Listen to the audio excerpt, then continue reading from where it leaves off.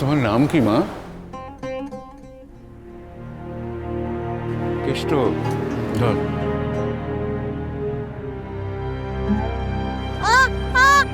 আস্তে আস্তে আস্তে আস্তে। মাথায় ব্যথা, মাথায় ব্যথা। তুমি তুমি কোথা থেকে আসছো? কি নাম তোমার? জানি না। তোমার তোমার বাড়ি কোথায় মা? তোমার বাড়ি, তুমি এখানে এলে কি করে? জানি না। জানো না? স্যার এ তো কিছুই বলতে পারছে না। হ্যাঁ কেষ্ট, একে আগে ভালো করে চিকিৎসা করাতে হবে। হ্যাঁ হ্যাঁ, গাড়িটা ওই কাছে নিয়ে আয়। ও গাড়িটা নিয়ে আয়। একে ভালো করে চিকিৎসা করাতে হবে, এখন পুলিশের হাতে দেওয়া চলবে না। আমাকে কিছু খেতে দেবে গো, আমার খুব খিদে পেয়েছে। একটু জলটা দাও না, জল হ্যাঁ খেতে হ্যাঁ পেয়েছে। কেষ্ট, হ্যাঁ হ্যাঁ, তোমাকে তোমাকে জলও দেওয়া হবে, খাবারও দেওয়া হবে, কিন্তু মা তোমার নামটা কি তা তো বলতে হবে। হ্যাঁ, নাহলে তোমাকে কি নামে ডাকবো আমরা? হ্যাঁ, আমার মনে পড়ছে না। তোমার নাম তোমার মনে নেই?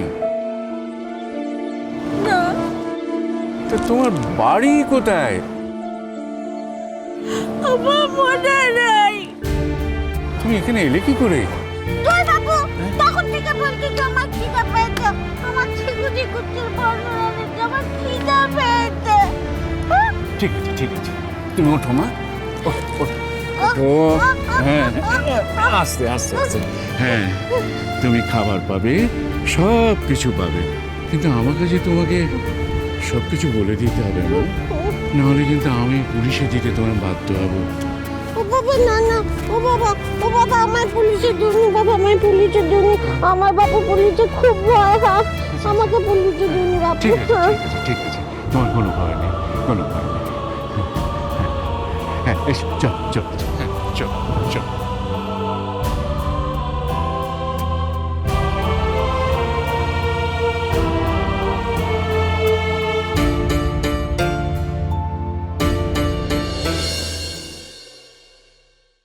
বাবা আমার তো মেয়েটাকে হাতে ধরে নিয়ে গেলে আর ফিরিয়ে আনতে পারলে না বাবা।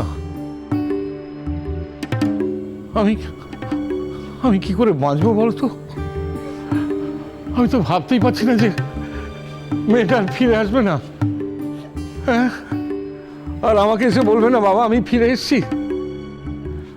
এতদিন তোমার না দেখে আমি থাকতে পারি না বাবা।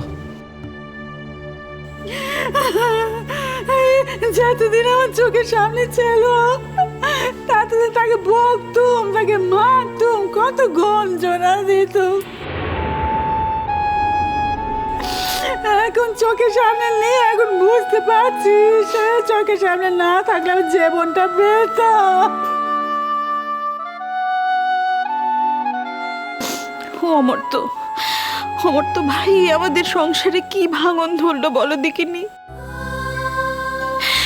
যাকে যাকে ইয়াকে আমি আঁকড়ে ধরে বাঁচতে চাই, সেই আমাকে ছেড়ে চলে যায়। নিজের ছেলেটা চলে গেল, ঠাকুরজিকে তো আমি আমার মেয়ের মতো দেখেছি বলো না, আমি শুধু ঠাকুরজি বলে ডাকতাম, কিন্তু মেয়ে ছাড়া তো অন্য কোনোদিন কিছু ভাবিনি ওকে। মেয়ের চোখে দেখে এসেছি। নিজের মেয়ে আমাকে কতটা ভালোবাসে জানি না, কিন্তু মেয়ের ভালোবাসা তো ওর থেকেই পেয়েছি। ওর তো বাবা বাবা, এই আমাদের কি সর্বনাশ শুরু হলো। আমার আর কিছু বলার নেই বৌমা, আমার আর কিছু বলার নেই। বর্দি, এত ভেঙে পড়ছো কেন বলো তো? আচ্ছা এত ভেঙে পড়লে আমাদের চলবে? আচ্ছা আমরা কোনো খারাপ খবর তো এখনো পাইনি। পুলিশ বলেছে যে খুঁজে পাওয়া যাচ্ছে না, এখন পাওয়া যাচ্ছে না, তার মানে এই তো নয় যে আর কোনোদিন পাওয়া যাবে না। আরে বাবা আমরা আমরা কাগজে বিজ্ঞাপন দেব, আমরা ছবি দিয়ে বিজ্ঞাপন দেব, যেভাবেই হোক পারিদিকে খুঁজে বার করতে হবে। পুলিশ তো বলেছে না যে চেষ্টা করছে। তুমি দেখো ঠিক যেভাবেই হোক পুলিশ কথা দিয়েছে খুঁজে বার করবে, ঠিক ভালো খবর আসবে। এভাবে ভেঙে পড়লে চলে না বর্দি, এভাবে ভেঙে পড়ো না, শক্ত করো নিজেকে একটু। আমার দিদিটা তো আর এই হাওয়ায় উবে যেতে পারে না। যদি সত্যি ওর কেউ কোনো ক্ষতি করে দিত, তাহলে তো আমাদের এই শহরে তাকে ঠিক তার একটা খবর পাওয়া যেত। হ্যাঁ, খবর পাওয়া যেত না?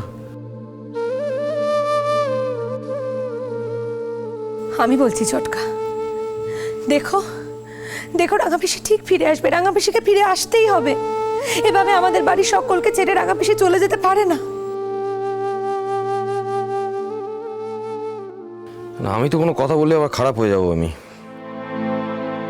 গেছে তো আমার বোনই গেছে, মানে ক্ষতি তো যা হয়েছে আমারই হয়েছে। আমি অমর্তকে এই কথাটা না বলে থাকতে পারছি না যে অমর্ত, তোমার যদি দেখভাল করার সময় ছিলই না, তাহলে তুমি বোনকে নিয়ে গেছিলে কেন? আমি জানি না, নাকি ইচ্ছে করে তুমি এই পথটা বেছে নিয়েছিলে? কোনটা?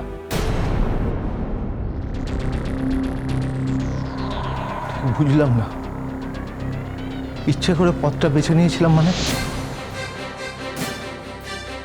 না, এমনও তো হতে পারে যে ওই রকম একটা মেয়ের সঙ্গে থাকতে থাকতে আপনি ক্লান্ত হয়ে গিয়েছিলেন, আর সেই জন্যেই। একদমই। সেই জন্য কি কি বলুন মেজবাদি, বলুন কি সেই জন্য কি বলুন? আমি আমি খুন করেছি বাড়িতে, আমি বাড়িকে লোপাট করে দিয়েছি।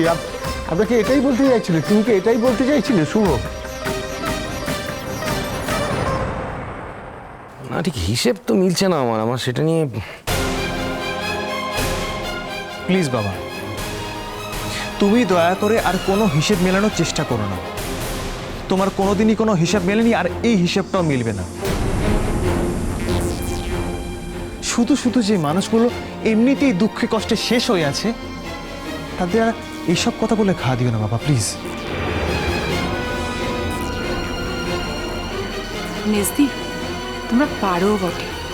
আর শুভদা, তোমাকেও বলছি, আমরা এতগুলো লোক এখানে দাঁড়িয়ে দাঁড়িয়ে কই এই কথাটা তো আমাদের কারুর মাথায় এলো না। তোমরা কি করে এসব ভাবো বলো তো? কি করে তোমাদের মাথায় এসব কথা আসে? কি করে তোমাদের মাথায় কথাটা আসে যে অমর্তদা বাড়ির সঙ্গে থাকতে থাকতে টায়ার্ড হয়ে গিয়ে পাড়দিকে লোপাট করে দিয়েছে অথবা মেরে ফেলেছে? কি করে ভাবো বলো তো?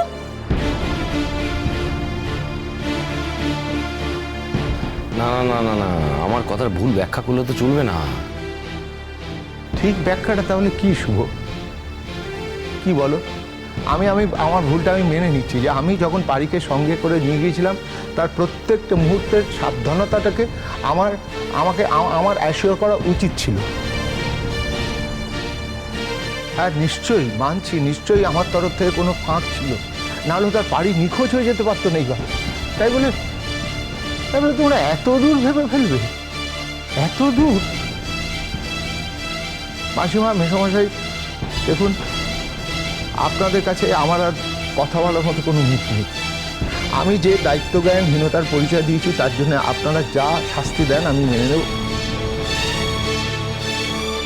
আপনারা আমার নামে থানায় ডায়েরি করতে পারেন, আমাকে পুলিশদের ধরিয়ে দিতে পারেন, আমি কোনো বাধা দেব না। আমি নিজেকে বাঁচাবারও কোনো চেষ্টা করব না, আমি কথা দিলাম।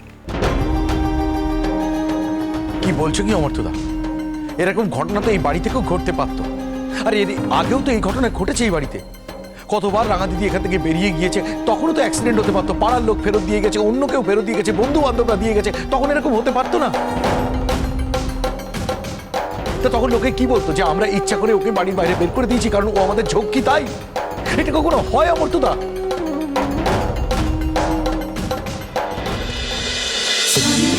বাজে